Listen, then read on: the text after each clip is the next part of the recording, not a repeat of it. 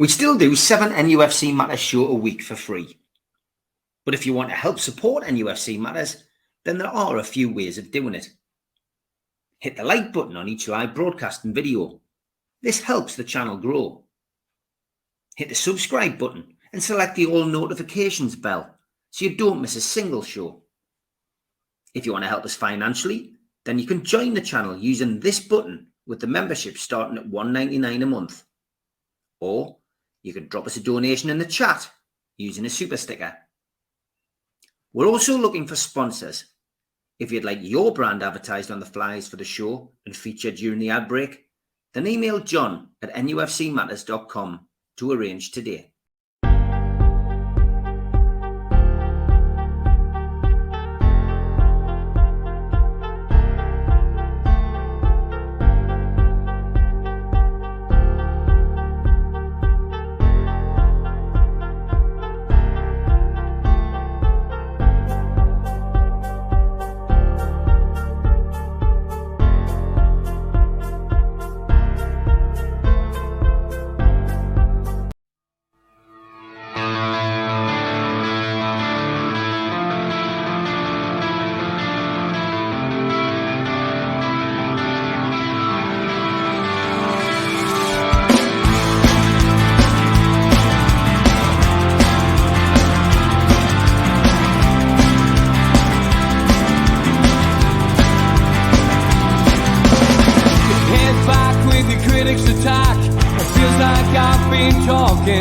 Myself again, but it's the only way you're ever gonna learn. You look back and it's all in the past. I'm dwelling on the thoughts I cannot say to you if I don't say the words that make...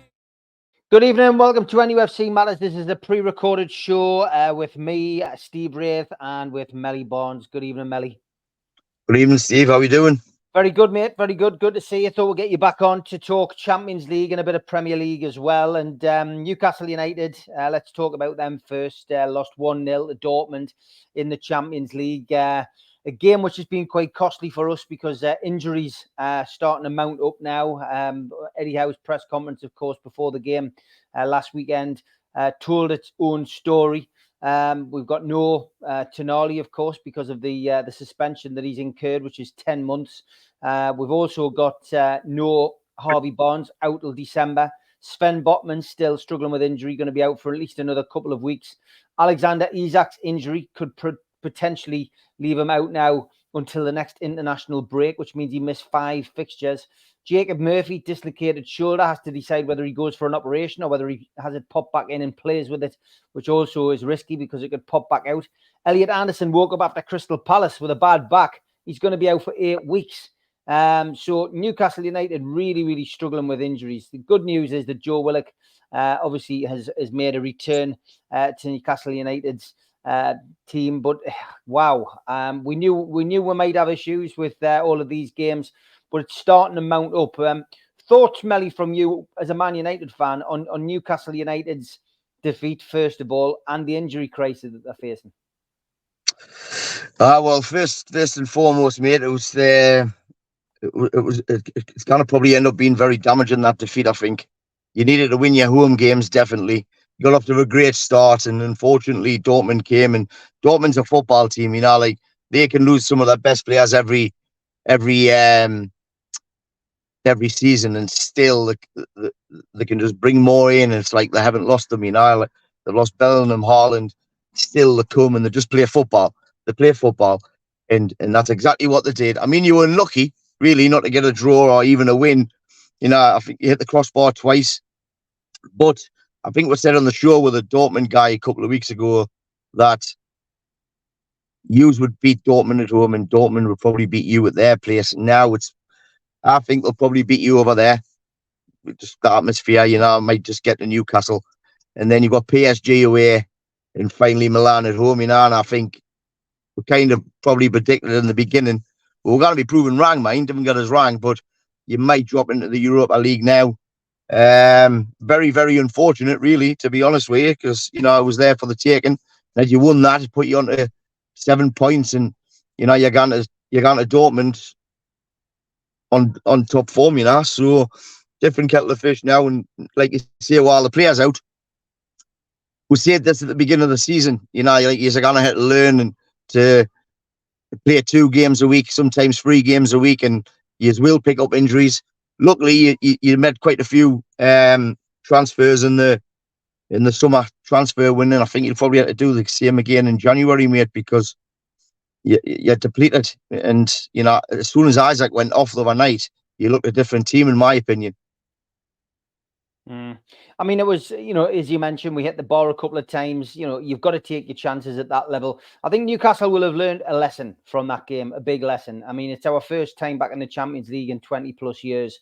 And, it's an opportunity for Eddie Howe and the lads to learn.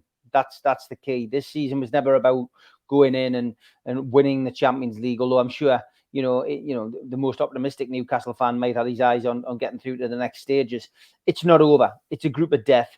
And Newcastle have to dust themselves down.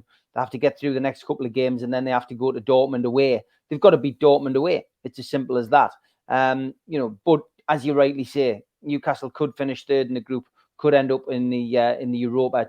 It's not over. The European journey is not over yet. Manchester United. What about them, Melly? You messaged me on the night of the game. There's one thing about you, Melly. You're always honest about your own team, and and ultimately, you felt like you got out of jail there. Oh, massively, mate. To be fair, Copenhagen probably deserved something from the game. Again, we were really lackluster. The performance was poor. Wingers seem to, instead of taking people on like wingers are meant to do, they keep dropping back. And we're playing this, let's say, formation or tactics it's not producing on the field. I don't know what they're doing in training, but it's poor. And like I said to you in the text, we got out of jail there. When they got the penalty in the last minute, really I should have been absolutely devastated. But I thought, you know what, they deserve something out of this game. And if they scored the penalty, mate, we were dropping into the Europa League. Absolutely 100,000,000%, because I kind of see we're getting many from Galatasaray away, Copenhagen. Let's not remember, Copenhagen had to actually qualify. They played 2 or 3 games before they even got accepted into the Champions League this year. So we're not talking about Bayern Munich or PSG. United should be winning that game at home 3 or 4-0 comfortably, and we didn't. And that's been the story all season, mate. People are coming up against us, and the fear factor's not there anymore. They want to beat us, and they play football, and we just don't know what to do. We don't know how to break them down, and we're heavily relying on players who aren't producing at the minute, i.e. Rashford, Bruno. They're just not producing, so we're struggling. I think that we're not far away from clicking, but I've got to say, I don't know, is that divide there? Is it are they not playing for Ten Hag? Because when you look at the team on paper, mate, the team should be blowing teams away, and they're just not. And then you see a photograph with here, and he's with Bruno and Rafa, and you're thinking, well, there's a divide. And then you've got Jadon Sancho, who's been dropped. There's a divide. Harry Maguire, who had the captaincy took off him. There's another divide. Is it just a complete farce in that changing room, and all the players just down in tools? And I've got to say they are, because, like I see on paper, they should be blowing teams like Copenhagen away. Got to admit as well, I mean, we've given your goalkeeper a bit of stick on our shows over the last couple of months, mate. We haven't really been that impressed, but hell of a penalty save, mate. He got a bit of praise at last. Oh, mate, we're absolutely ecstatic to even get us wrong when he saved it. The 2 players deserved it, Harry Maguire and Onana. Harry won with the game, but also so did Onana, with that save, and he got the plaudits, and rightly so. I just think he's going to take time to bed in. David De Gea, when he came, he was dropping crosses. People were shooting from 25, 30 yards out because they knew that he was weak. And it's the same kind of thing with Onana, although he's been in Inter Milan, he was in the Champions League final last year. He's got a good pedigree, but still the Premier League, like I say over and over again, is the best league in the world and the fastest league in the world. And if you're not on your A game every game, then it's like having a microscope put on you. But it's the same for every player. So I think he'll find his feet. His distribution is absolutely phenomenal. Sorry about that. I meant to jump in the car because I'm on holiday for the viewers that didn't know. And his distribution's fantastic. He's like Edison at City, you know, and that's why we bought him. So hopefully he can pick up and build on that, and we'll get stronger every week, you know what I mean? Yeah.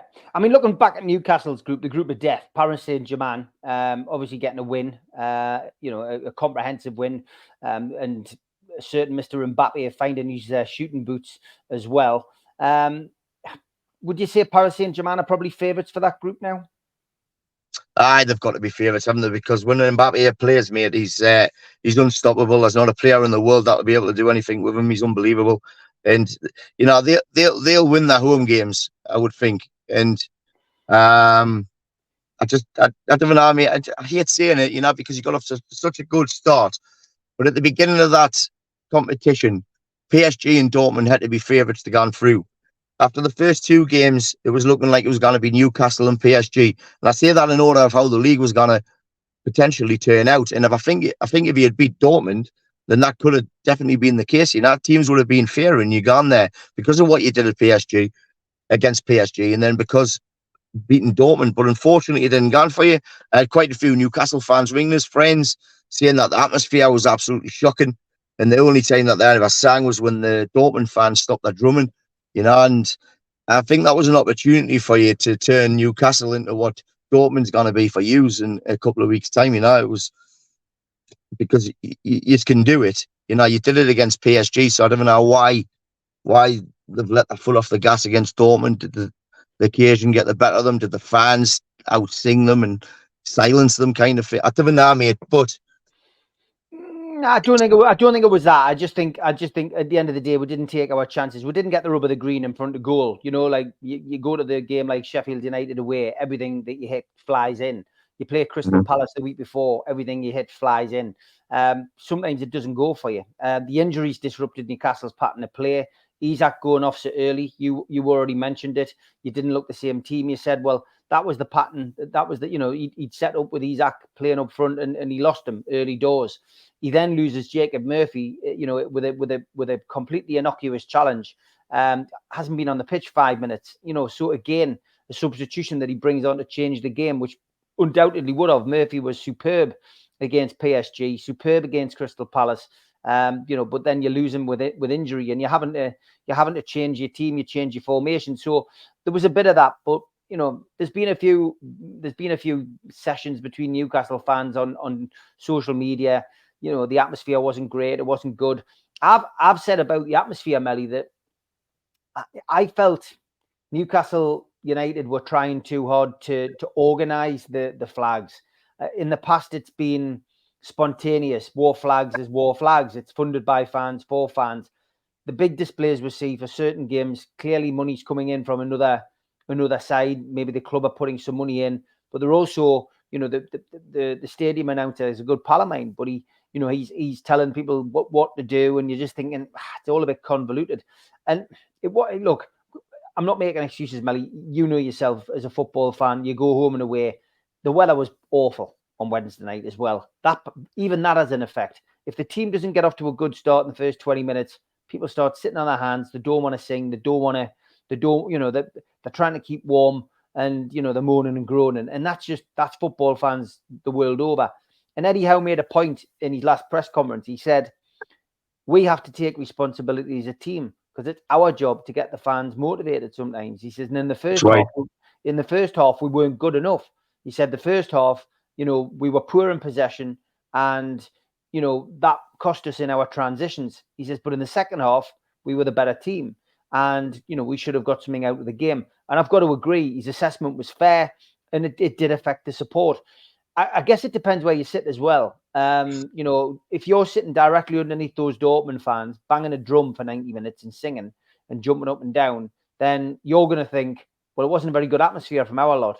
But if you're sitting at the opposite end of the ground, if you're sitting in the Gallagher end, you probably think that the atmosphere from our fans is pretty good, because you can hear our lot sing. So it depends where you sit. But credit to the Dortmund fans. I think, a lot of people saying, oh, they shouldn't have a drum in. But that's European football, Melly, isn't it? Ah, no, you want that, man. You want that, mate, didn't you? You know, when was the last time you head out like that at St James's Park? Yeah. You know, the whole day, you know, like the lead up to it, I'm sure, like in the city centre, it was good crack, and then in the stadium. And if your fans had been on the ball, you know, like that would have been an absolutely like fantastic experience for home and away fans, you know, like tit for tats, trying to outsing them. But like you say, Eddie Howe's probably summed that up right. The crowds start um when the passion is shown on the field. And I mean, for the first 15, 20 minutes, mate, it was end to end. And Anthony Gordon was getting his up every time he was getting a corner on that. And I thought, this is going to be a fantastic game, this. And it went the other way, didn't it? And I cannot speak because I wasn't at the ground, but I know what it's like when you're in the ground and, you know, the away fans are giving it 6-0.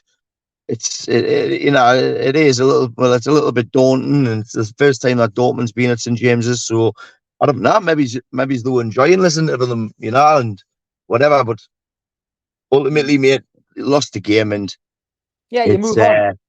you move on, and hopefully you can improve wrong, and you can repay the favour to them when you get over there, you know, and sneak a 1-0. You just never know, mate. It's football.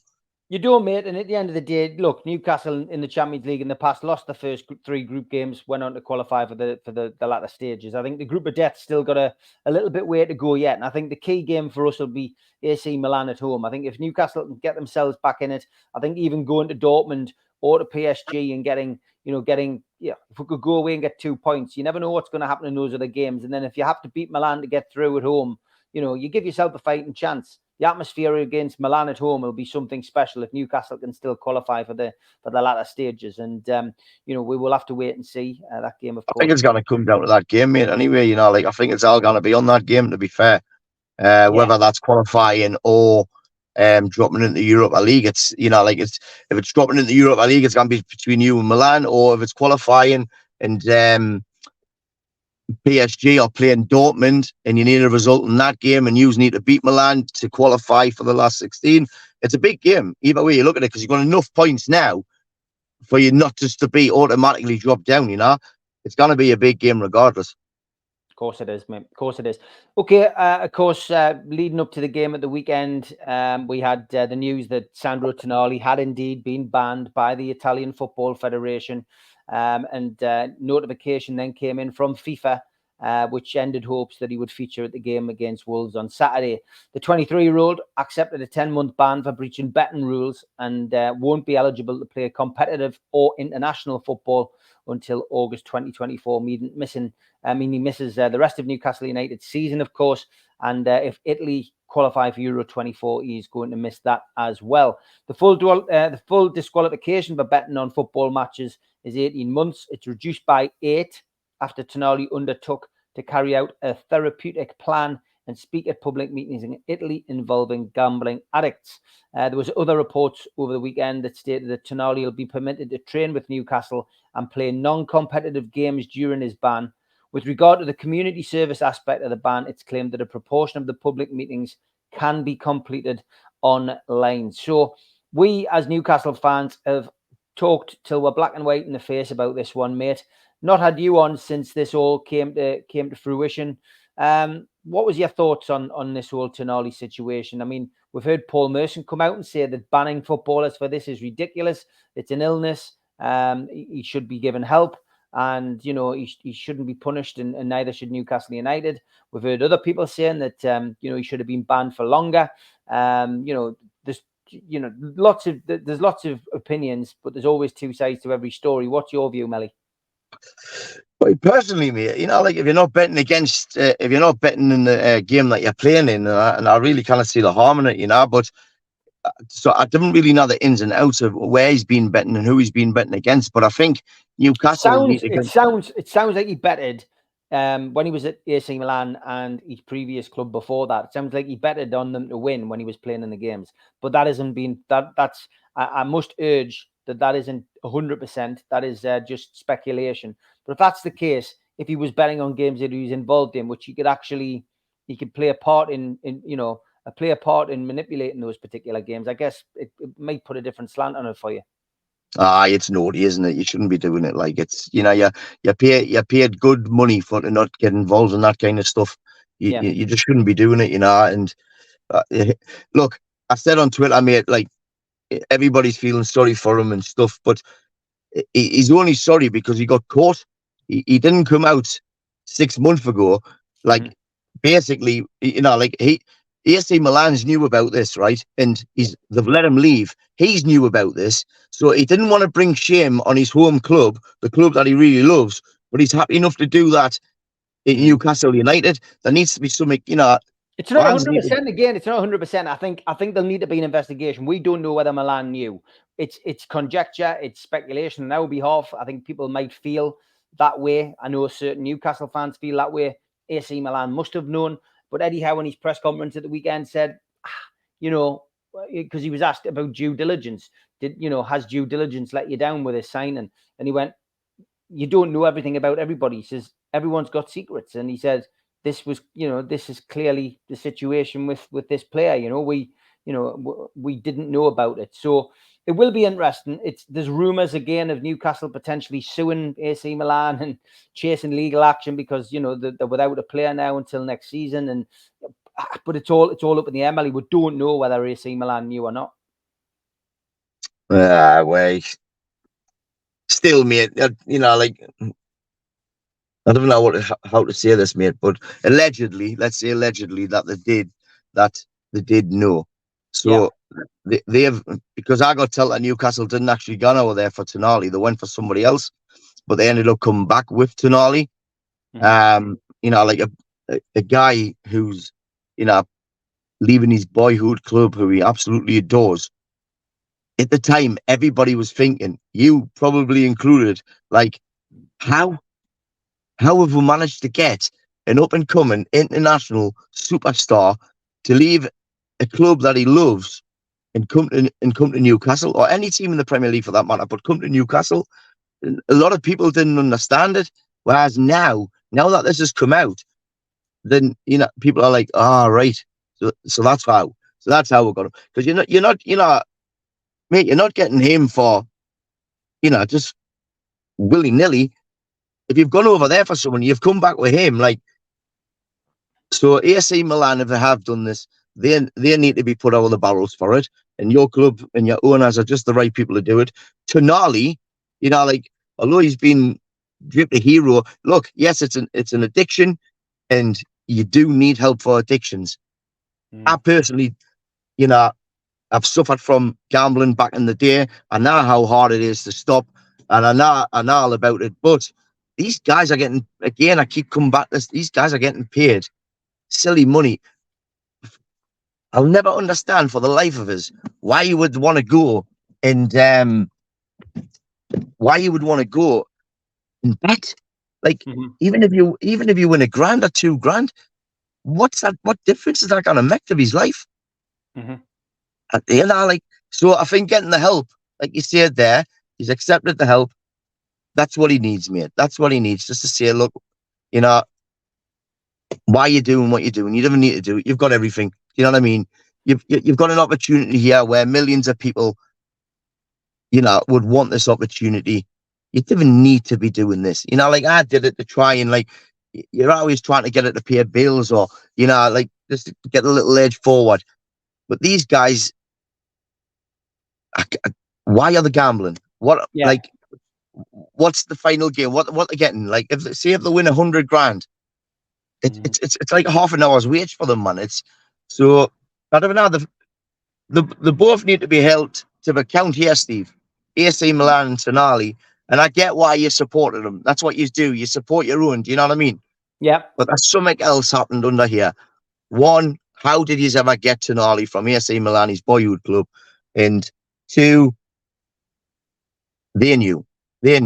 Both parties knew. AC and Tonali. Your opinion, mate. Your opinion, and it's it'll be interesting to see whether you're right. That's what I would say. Halfway through the show, time for the ads. A big thanks to all our sponsors: Skips and Bins, telephone 0800 25 45 25 3, email inquiries at skipsandbins.com, website skipsandbins.com, easy contract free and pay as you go waste collection. Thanks to Mr. Vicky Sauces, handmade in Cumbria. You can find out more about them from their website, mrviggies.co.uk, or by calling 01768 210 102. Thanks to Media Arts for all the help with the video side of things. And thanks to United Group Travel, UK coach holiday firm based in Morpeth. There's no strangers on their tours, just people you haven't met yet.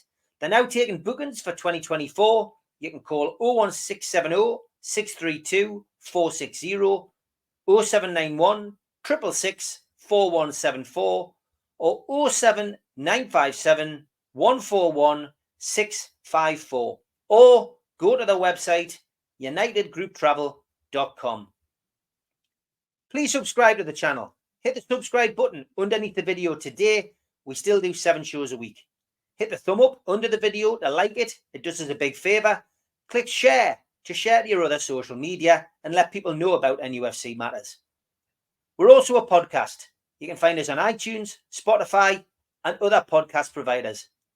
If you want to help the show financially, you can take out a £25 one-off membership. You get a scarf, a pen, a cup, and a membership card. How do you get it? Go to nufcmatters.com, look for membership. If you've got a smartphone, then put your smartphone over the QR code and it will take you straight to that section on the website. We also support the food bank on this channel. You can donate to the food bank today by going to nufcfansfoodbank.co.uk. We do support events on this channel as well. If you've got an event, please send it in and we'll promote it. The Tyne Theatre and Opera House are doing a Keegan, Beardsley and Waddle event, the Class of 84, 25th of January 2024. Book now by calling 0844 249 1000. And the Tyneside Irish Centre, they're doing an event with Frank Clark and John Gibson on Thursday, December the 7th. You can get tickets from nufcmatters.com and they are priced at £15. There's also some tickets available on Groupon. Don't forget, you can catch me 5 days a week, Monday to Friday, with Rye, Dave, and Daz on the Northeast Footy Brekkie Show, 7 till 9. And you can catch us on the Red, the Toon, and the Cat, and on Toon Radio's website. WhatsApp us on the day 0330 043 2002, the perfect way to start your day. Okay, let's change tact a little bit on NUFC matters tonight. Melly, Sir Bobby Charlton passed away since we last spoke, and I saw a tweet that you put out. You were down at the down signing the book of condolence. I was lucky enough to meet Sir Bobby on more than one occasion. Manchester United through and through. Came from your neck of the woods as well. You know, brother of the great Jackie Charlton as well. Somebody who had a wonderful career in football as well as management. And it's a sad passing, mate. It is, mate. It's they've had a book of condolence open since Tuesday at Old Trafford. I think there's been over 60,000 people come down and signed their well wishes and condolences, you know, to him and his family. The man's a legend. He come from Beatrice Street in Ashington. You know, he had a great move on Sissy, and you know, his brother Jack was. They created two absolute monsters in football, you know, and you know, Bobby probably hasn't been recognised as much in Ashington after his death as Jack did, because they feel like he forgot his roots, mate. But you know, he didn't. He just took that. He took that different path in life, and he went with Manchester United, you know, and his life was in Manchester. But if you ever met him, and you know, he knew where you were from at evenings or dinners or wherever, he'd spend the whole night with you, and he would talk about Ashington. You know, quite a few people said this.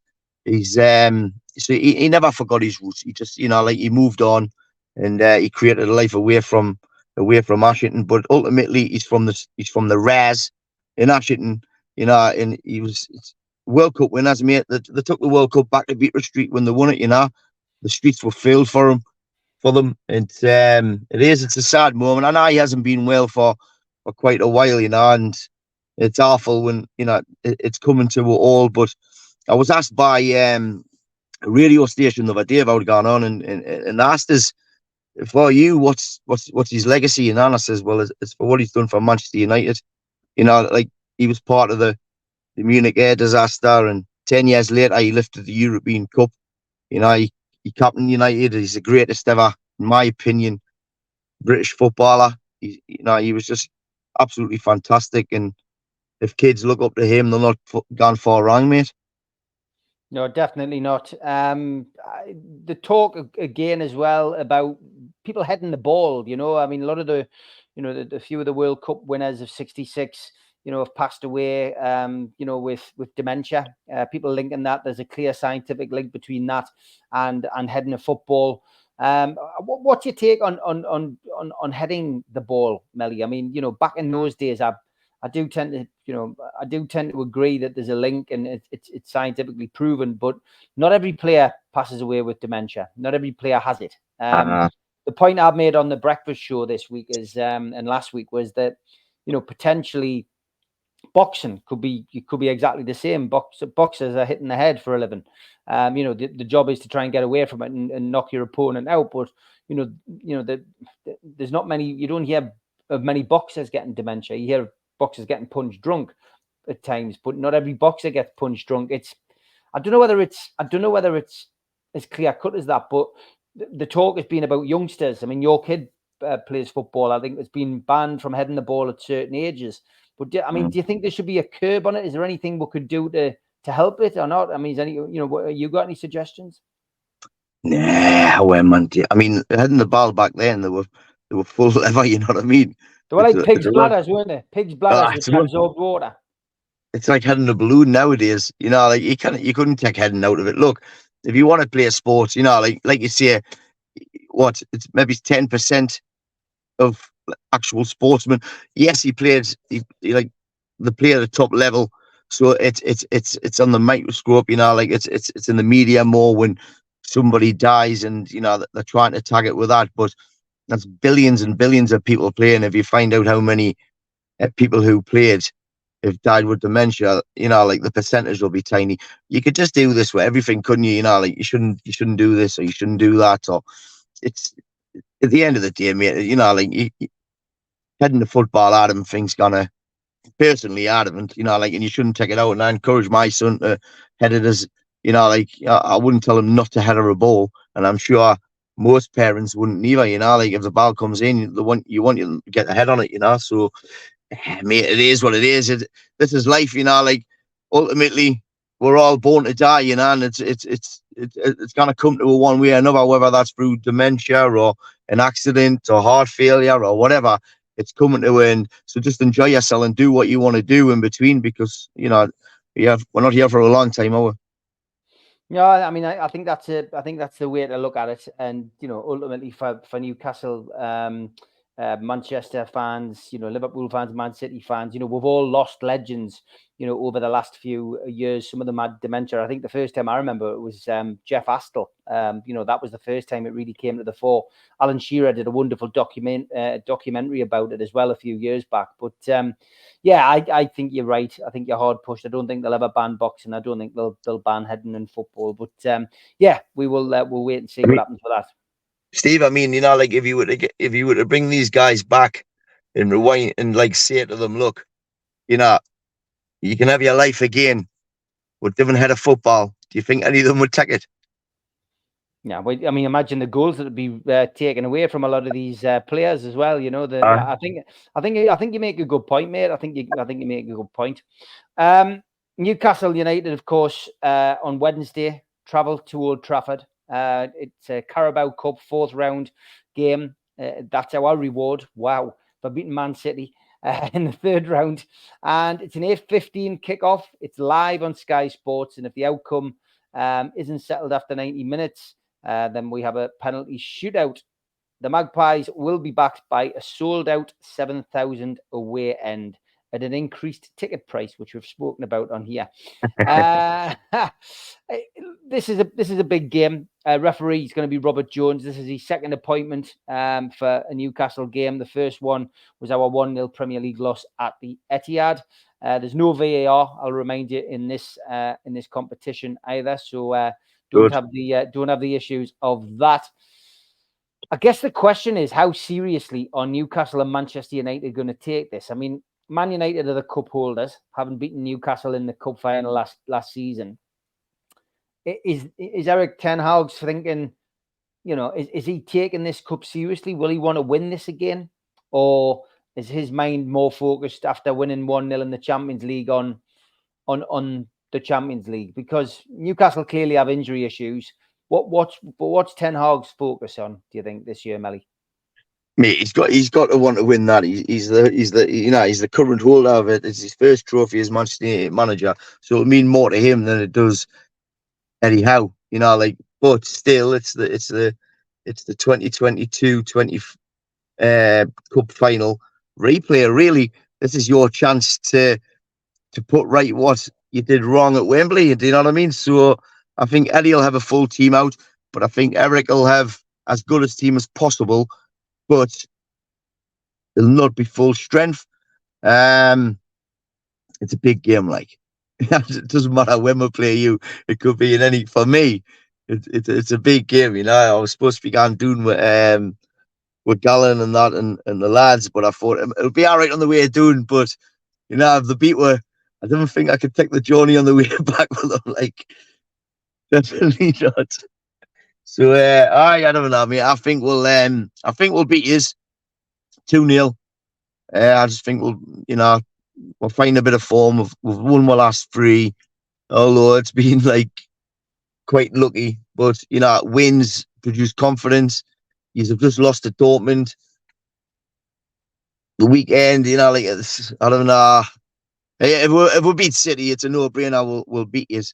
Well, obviously, this is a pre-recorded show, so people watching will know what the result of that game was. We don't. We're recording. We doing? Sorry, I forgot about that. But obviously, from our perspective, it's going to be more difficult now because of the injuries that Newcastle United have managed to sustain in the Dortmund game. So when you say Newcastle will be coming down full strength, I don't know. I don't know whether we'll, what kind of team we'll get out, and I'm not sure how Eddie Howe will take this because the fixture list hasn't been kind to us with these injuries. We've got Manchester United, of course, in the Carabao Cup. Then on the Saturday we take on Arsenal at home, live on Sky. Then on Tuesday we're away at Dortmund in the Champions League again, and then on the following Saturday before the international break we're away to Bournemouth. So that's a hell of a fixture list. In amongst all that, having those injuries, I'm not sure what kind of team Eddie Howe's going to be able to put out.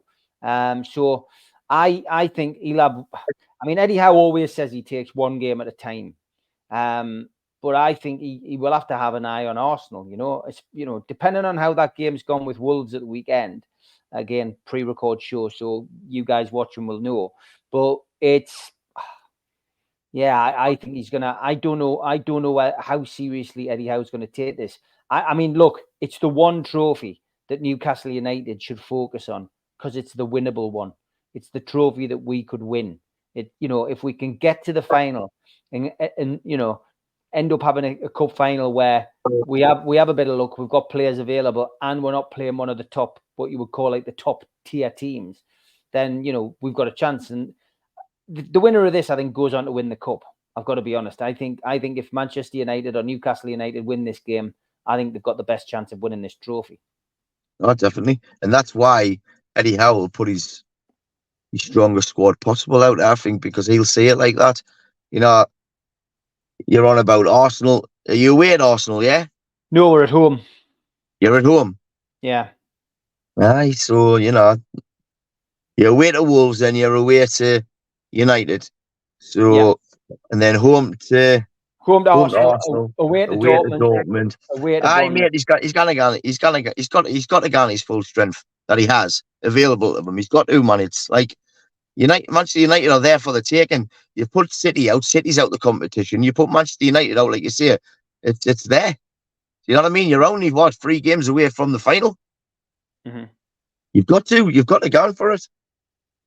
Yeah. Okay, I can see why. Right, go on. I think this will go to penalties, mate. I think it'll go to penalties. I think it'll be a tight game. I think Newcastle will go down there, trying to catch you on the counter attack. I think it'll be a draw. I think it'll go 1-1. I think it'll go to penalties. I genuinely think it's a penalty shootout. I don't think it'll be a one-sided game for either team. I think both teams will be quite cautious early on. I think both teams have got respect for each other, and I think it'll be a tight game. I'm gutted we're not full strength, because you're right. I think the motivation would have been, we got beat off these in the final. We owe these one. But I do feel that, you know, we're at a disadvantage. Have you, obviously we've done this pre-Man City Man United game, but have you got any injuries at the moment or suspensions? We've got quite a few, mate. You know, we haven't got our back four, so you know, Luke Shaw's out. Varane, he came and played a bit, but he's still very temperamental, like so. But then again, that's the type of game where he would come in, isn't it? You know, against Newcastle in the Carabao Cup, we were talking about putting like not weaker teams, but putting like minutes into players' legs. Who else is out? We've got Luke Shaw out. Aaron Wan-Bissaka's out. Casemiro, he's injured. Whether he's back or not for that game is to be decided. Took me out. We've got a few out, like me. So that's a bit of a leveler. So yeah, I think both teams are going into it fairly on pegging. A lot depends on what the results have been this weekend as well. Of course, I mean, Newcastle United, if Bruno's been booked at the weekend, he will be suspended for the Arsenal game. So he will want to go out on a high, I guess, against Manchester United on Wednesday. So lots of potential stories. But I'm going for a 1-1 draw, and I'm going for a penalty shootout. What was your prediction, Melly? 2-0 Manchester United. 2-0 to Manchester United. Who wins the penalty shootout? Newcastle. You enjoy your holiday, Melly. Thanks for coming on. We'll catch up with you again soon. And you, mate. Take care, brother. Take care. Thank you.